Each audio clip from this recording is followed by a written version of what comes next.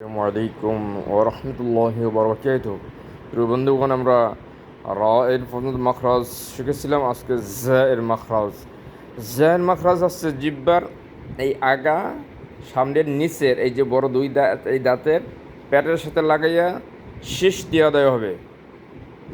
জা জা জা জিহ্বার আগার সাথে সামনে নিচে দুই দাঁতের এই পেটের সাথে আর উপরে দুই দাঁতের সাথে সম্পর্ক রেখে শেষ হবে।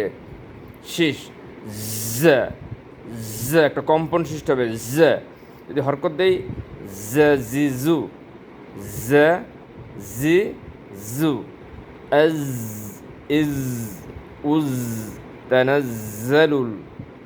যদি আমরা ছন্দটা বলি জা জি জা জু জি জা, زجزج من المزجزج زجزج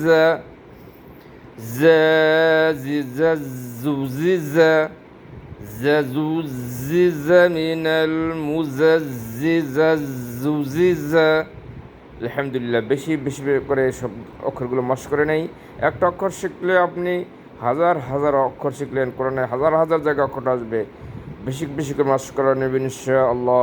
আসসালামু আলাইকুম রহমতুল্লাহি ওয়া বারাকাতুহু।